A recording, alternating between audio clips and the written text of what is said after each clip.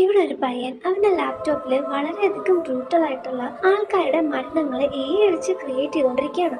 ആൾക്കാരുടെ അഴുകിയിട്ടുള്ള ശരീരങ്ങൾ, പുഴുവരിക്കുന്ന ശരീരങ്ങൾ, ഇതൊക്കെയായിരുന്നു അവൻ ടൈപ്പ് ചെയ്തുകൊണ്ടിരുന്നത്. അപ്പൊ അവന്റെ ഗേൾഫ്രണ്ട് അവന്റെ റൂമിൽ നിന്ന് അവൻ എന്താ ചെയ്യുന്നത് നോക്കാൻ വേണ്ടി അടുത്തേക്ക് വരും. അവന്റെ ലാപ്ടോപ്പിന്റെ ഉള്ളിലുള്ള സംഭവങ്ങൾ കണ്ടിട്ട് അവൾ തന്നെ ഞെട്ടിയിട്ട് ചോദിക്കും, നീ എന്തായി ചെയ്യുന്നത്? അപ്പൊ അവൻ പറയും, ഇന്റർനെറ്റിൽ ഈയിടെയായിട്ട് മോറ എന്ന പേരുള്ള ഒരു രൂപം ഭയങ്കരമായിട്ട് വൈറലാവുന്നുണ്ട്. അതാരും പ്രോംപ്റ്റ് പോലും യൂസ് ചെയ്യാതെ അവരുടെ ഇമേജസിനുള്ളിൽ വരുന്നുണ്ടെന്നാണ് അവർ പറയുന്നത്. ഇതിന്റെ പുറകിൽ എന്തോ പന്തികേടുള്ളതുകൊണ്ട് ഈ ഒരു സാധനത്തിന് കിട്ടാൻ വേണ്ടിയിട്ട് ഓരോരോ പ്രോംപ്റ്റ് മാറ്റി മാറ്റി അവൻ യൂസ് ചെയ്യും. എങ്കിലും അതിനെ കണ്ടുപിടിക്കാൻ പറ്റില്ല. ഇതൊക്കെ കണ്ട ഭ്രാന്തായിട്ട് അവളെ ദേഷ്യം വന്ന് അവളുടെ റൂമിൽ പോകും. അങ്ങനെ ഒരുപാട് വട്ടം ട്രൈ ചെയ്തതിനു ശേഷം അവസാനം അവന്റെ രൂപത്തിനെ കാണാൻ പറ്റും. പക്ഷേ ആ മോറ എന്ന് പറയുന്ന ആ ഒരു രൂപം കമ്പ്യൂട്ടറിൽ വന്നതോടെ അവൻ ഇരിക്കുന്ന സ്ഥലം ആകെ മാറാൻ തുടങ്ങും. അതിലൊന്നും അവൻ ഫോക്കസ് ചെയ്യാതെ ആ കമ്പ്യൂട്ടറിൽ ജനറേറ്റ് ചെയ്യുന്ന ഇമേജ് മാത്രം അവൻ നോക്കും. ഓരോ വട്ടവും ആ ഇമേജ് തെളിഞ്ഞു വരുമ്പോൾ അവൻ്റെ ഉള്ളിൽ ഭീതി കൂടാൻ തുടങ്ങും. അവൻ്റെ കണ്ണുകളെ പോലും വിശ്വസിക്കാൻ പറ്റുന്നില്ല. കാരണം അവൻ ഇത്രയും നേരം എന്താണ് സെർച്ച് ചെയ്തുകൊണ്ടിരുന്നത് അത് ശരിക്കും റിയലായിരുന്നു. ആകെ മൊത്തത്തിൽ ഭയന്ന് വരച്ച് പെട്ടെന്ന് അവൻ്റെ ലാപ്ടോപ്പ് ഷട്ട് ഡൗൺ ചെയ്ത് നോക്കും. പക്ഷെ അവനെ കൊണ്ട് പറ്റില്ല.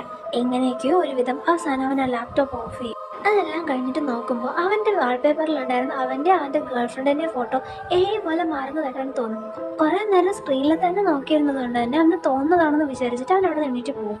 എന്നാൽ അവൻ എണീറ്റ് പോയ അടുത്ത നിമിഷം തന്നെ ആ കമ്പ്യൂട്ടർ തനിയെ ഓണാവും. അവൻ ഇത്രയും നാൾ കണ്ടുപിടിക്കാൻ ആഗ്രഹിച്ചിരുന്നത് വെറും ഒരു ഫോട്ടോ ആയിരുന്നില്ല, മറിച്ച് മരിച്ചുപോയ ഒരു സ്ത്രീയുടെ ആത്മാവിനായിരുന്നു.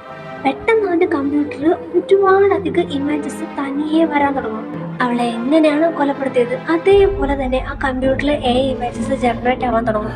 അവളെ തട്ടിക്കൊണ്ട് പോയതിനു ശേഷം വളരെയധികം മൃഗീയമായിട്ട് തന്നെ കൊലപ്പെടുത്തിയ എല്ലാ വിഷ്വൽസും അവനെ കമ്പ്യൂട്ടറിൽ കാണും. പുഴു വരിച്ച് വളരെയധികം മോശപ്പെട്ട രീതിയിൽ ജീർണിച്ച് കിടക്കുന്ന അവളുടെ ശരീരമാണ് അവസാനമായിട്ട് അവൻ കാണുന്നത്.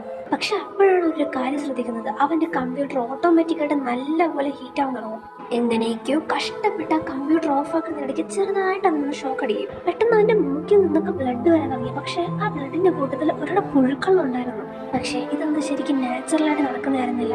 അതെ, മോറ അവൾ അവിടെ എത്തിക്കഴിഞ്ഞു. ഒരു കൂട്ടം ആൾക്കാർ ചേർന്ന് വളരെയധികം വൾഗറായിട്ട് കൊലപ്പെടുത്തിയ ഒരു പെൺകുട്ടിയുടെ ആത്മാവ് അതിന് പകരം ചോദിക്കാൻ അവൾ എത്തിക്കഴിഞ്ഞു. അവൻ തിരിച്ചു വന്ന് നോക്കുമ്പോൾ അവൻ്റെ കമ്പ്യൂട്ടറിന്റെ ഫ്രണ്ടിൽ അവൻ്റെ ഗേൾഫ്രണ്ട് ഉണ്ടാവും. പക്ഷേ അത് അവൻ്റെ ഗേൾഫ്രണ്ട് ആയിരുന്നില്ല. നിമിഷ നേരം കൊണ്ട് തന്നെ അവളുടെ രൂപം ആകെ മാറും. അങ്ങനെ അവൻ്റെ മരണം അവളുടെ കൈ കൊണ്ട് തന്നെ സംഭവിക്കും. അവൻ്റെ മരണം എങ്ങനെയാണോ അത് കാണിച്ചിട്ട് ആ കമ്പ്യൂട്ടർ എന്നേക്കുമായിട്ട് ഷട്ട് ഡൗൺ ആവും. അങ്ങനെ ഈ കഥയും ഇവിടെ അവസാനിക്കുകയാണ്. ഇനിയും ഇങ്ങനെയുള്ള കഥകൾക്ക് വേണ്ടി ചാനൽ സബ്സ്ക്രൈബ് ചെയ്യുക.